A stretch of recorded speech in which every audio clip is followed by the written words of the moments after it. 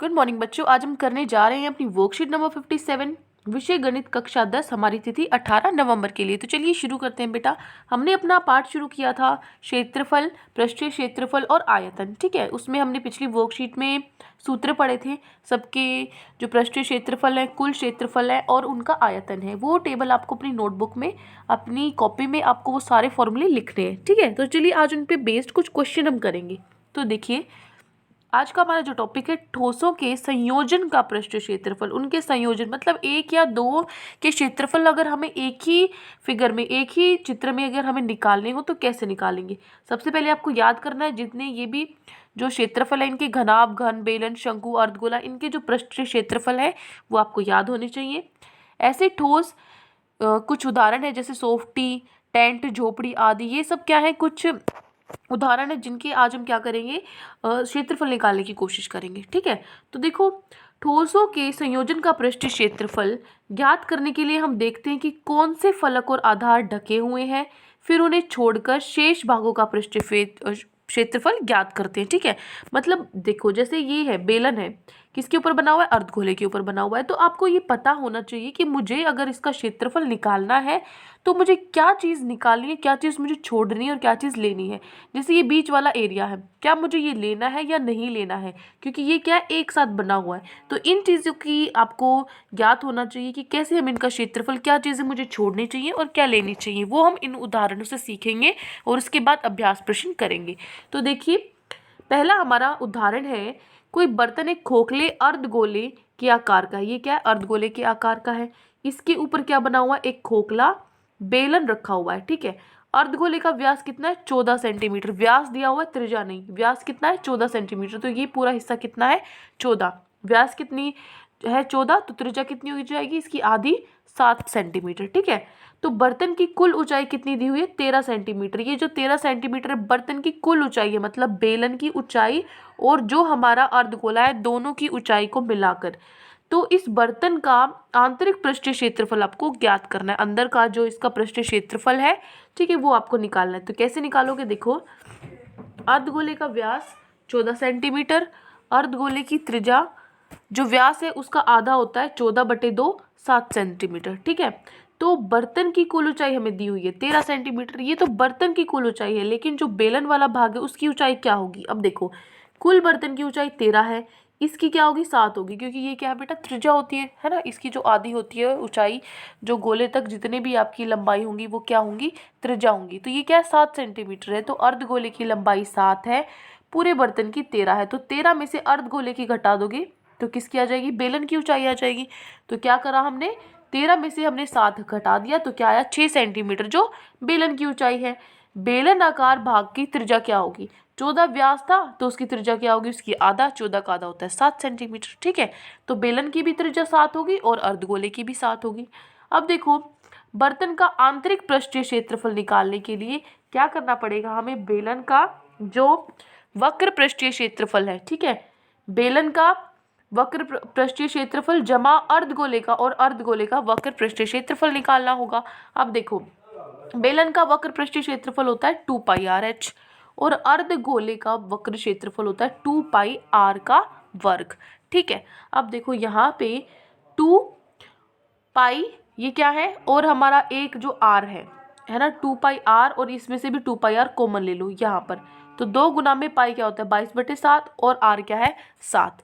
सिर्फ बचा क्या, इधर से h बचा जो कि कितना है, 6 है। इधर से 2 r थे, एक r हमने बाहर ले लिया था, क्या बचा, एक r, 7 बचा। ठीक है, तो क्या हुआ, बाहर क्या आया मेरा, बाहर हो जाएगा मेरा 7 से 7 कट जाएगा, 7 से 7 कट गया, तो 22 दूनी 44, 44 गुना में क्या होगा, 6 + 7 कितना होता है, 13। तो 44 गुना में 13 कितना होता है, 572 सेंटीमीटर वर्ग आ जाएगा, 572 सेंटीमीटर वर्ग। ठीक है, तो ये हो गया मेरा उदाहरण 1। अब देखो उदाहरण 2, यहाँ पे आपको क्या दिया हुआ है बेटा, ध्यान से देखो। इस उदाहरण में आपको ये फिगर दिख रही है, तो यहाँ पर एक आपको बेलन दिया हुआ है। ठीक है, ये बेलन है, बेलन से क्या हुए हैं, 2 क्या बनाए हुए हैं, अर्धगोले बनाए हुए हैं। ठीक है, अंदर से क्या बनाए हुए हैं, 2 अर्धगोले बनाए हुए हैं।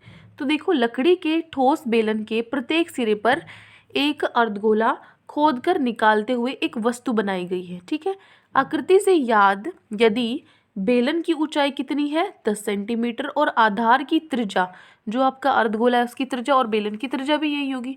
त्रिज्या आपको दी हुई है यहाँ पर, ये बेटा इसमें गलती से मिसप्रिंट हो रखा है, आपका प्रिंट नहीं की गई है, तो आधार की त्रिज्या आपको 3.5 सेंटीमीटर दी हुई है। ठीक है, हल में से आप देख सकते हो।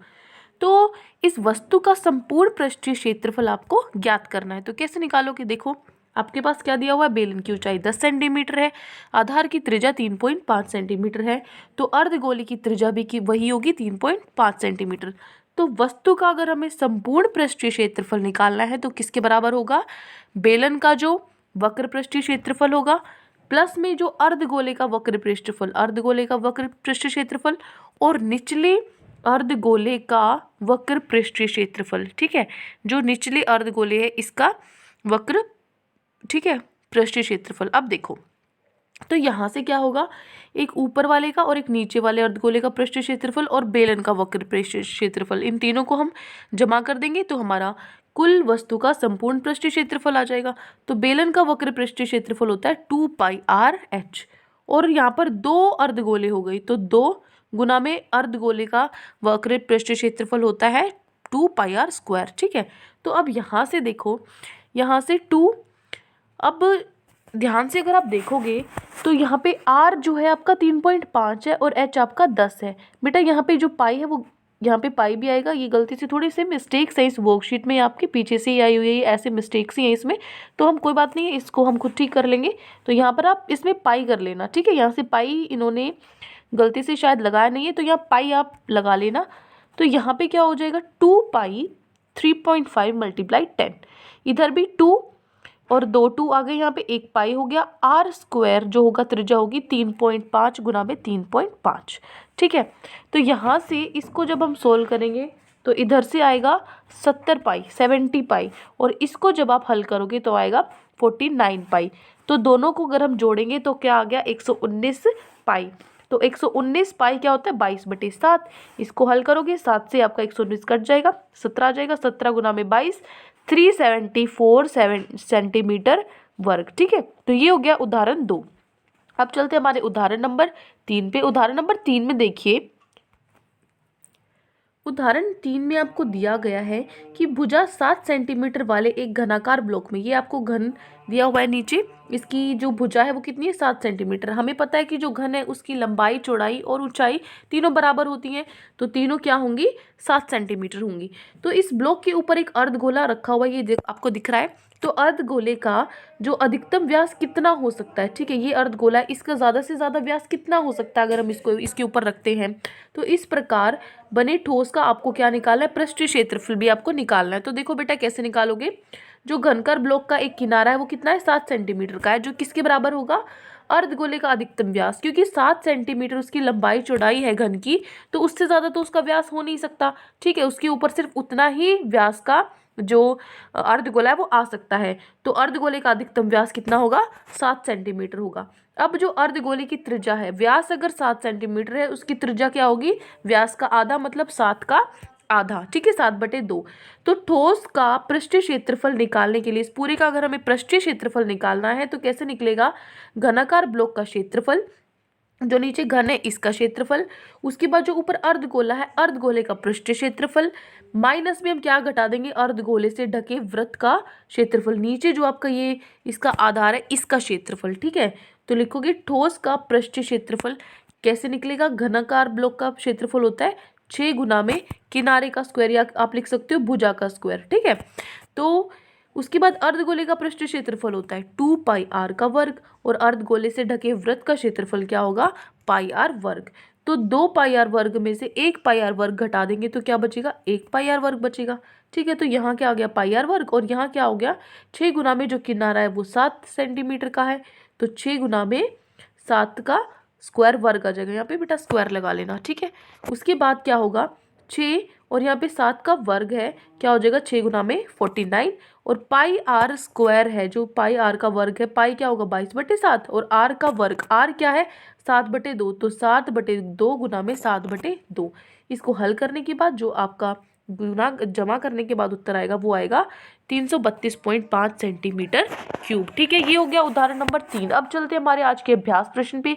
3 प्रश्न बेटा आज आपको दिए हुए हैं आपकी वर्कशीट में, ये दिख रहे होंगे आपके। ये तीनों प्रश्न हमें हल करने हैं।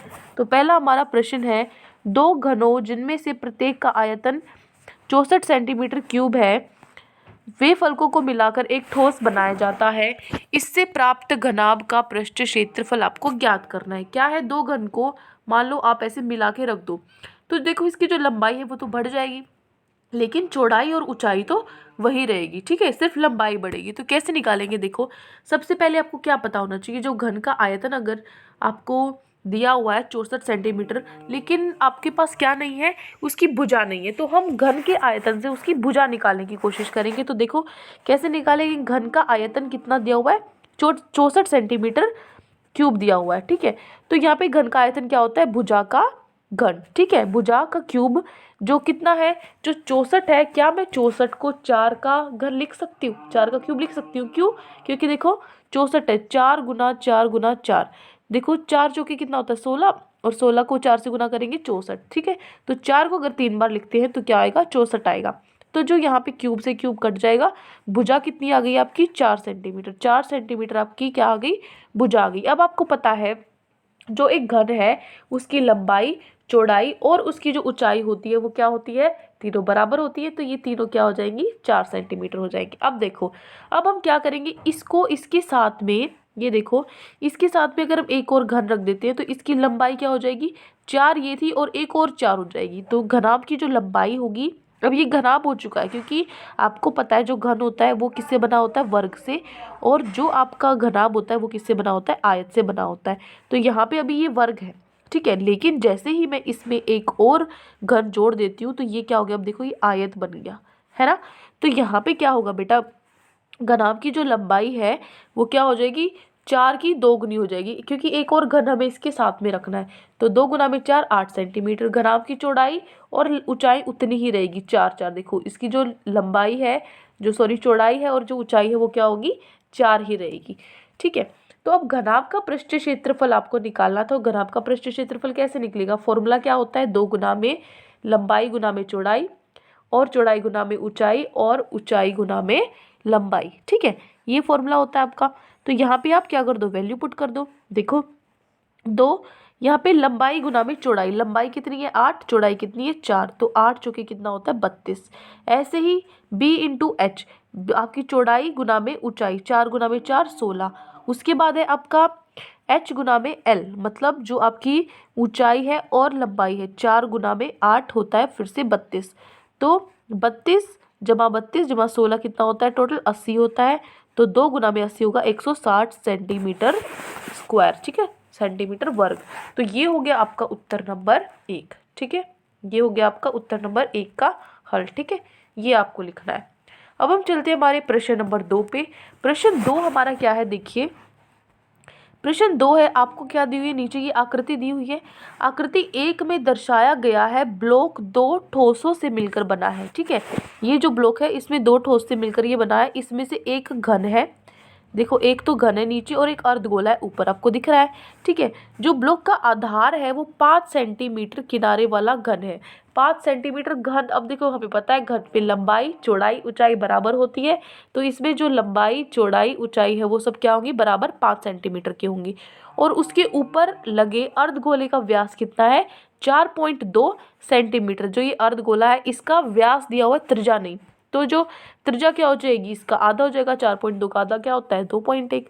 तो इस ब्लॉक का हमें क्या निकालना है, संपूर्ण पृष्ठीय क्षेत्रफल निकालना है इसका। तो देखो कैसे निकालेंगे, प्रश्न नंबर 2, पहले ये प्रश्न आपको लिखना है, ये आपको फिगर बनानी है। तो प्रश्न नंबर 2 का हल देखिए, ये है आपका प्रश्न नंबर 2। यहाँ पे सबसे पहले आपको ये फिगर बनानी है। क्या करोगे आप, आपको पता है अगर आपको इसका क्षेत्रफल निकालना है तो लिखोगे ब्लॉक का कुल पृष्ठीय क्षेत्रफल क्या होगा, घन का कुल पृष्ठीय क्षेत्रफल, जो ये घन है इसका कुल पृष्ठीय क्षेत्रफल, जमा में अर्धगोले का वक्र पृष्ठीय क्षेत्रफल, जो ये है अर्धगोला इसका वक्र क्षेत्रफल, माइनस में अर्धगोले के आधार का क्षेत्रफल, जो अर्धगोले का आधार है नीचे जो इसके वृत्त बन रहा है उसका क्षेत्रफल आपको घटाना है। ठीक है, तो देखो क्या करोगे, जो घन का कुल पृष्ठीय क्षेत्रफल क्या होता है, 6 गुना में भुजा का वर्ग, यही होता है। ये फॉर्मूले आपको लर्न करने पड़ेंगे बेटा, तब जाके लर्न होंगे, बार बार इसको कॉपी में लिखोगे, रिवाइज करोगे। अब देखो अर्धगोले का वक्र क्षेत्रफल क्या होता है, 2πr का वर्ग, अर्धगोले का है ना। और अर्धगोले के आधार का क्षेत्रफल क्या हो जाएगा, πr का वर्ग। ठीक है, ये आपको घटाना था। अब देखो, अब इसमें आप क्या करोगे, यहाँ पे जो आपका व्यास है वो 4.2 गिवन था, दिया हुआ था, तो त्रिज्या कितनी होगी, 4.2 का आधा 2.1। ठीक है, तो त्रिज्या आपकी निकल गई। अब फॉर्मूले में डाल दो। देखो तो यहाँ पे 6 गुना में भुजा का वर्ग, 6 गुना में भुजा कितनी थी, देखो 5 5 है ना, तो 6 गुना में 5 का वर्ग कितना होता है, 150 हो जाएगा। उसके बाद 2πr का वर्ग, 2π क्या होता है 22/7 और r का वर्ग 2.1 का वर्ग। ठीक है, उसके बाद πr², पाई 22/7, r का स्क्वायर, r का वर्ग 2.1 का वर्ग। तो इसको सोल्व करने के बाद, इसको सोल्व 2πr² को करोगे तो आएगा 27.72, और अगर इसको आप हल करोगे तो आएगा 13.86। ठीक है, तो यहाँ पे क्या होगा, अब इन दोनों को, ये क्या है जमा में है, ये माइनस में है, तो पहले जमा होता है, तो 150 में अब ये जमा करोगे तो आएगा 177.72, माइनस में क्या कर दोगे 13.86, तो आपका उत्तर आ जाएगा 163.86 सेंटीमीटर का वर्ग। ये हो जाएगा आपका उत्तर कुल पृष्ठीय क्षेत्रफल इस ठोस का। ठीक है, ये देखो, ये है आपका उत्तर नंबर 2। ठीक है, तो उत्तर नंबर 2 के बाद हम चलते हैं हमारे प्रश्न नंबर 3 पे। तो देखिए प्रश्न नंबर 3 क्या होगा, पढ़ते हैं।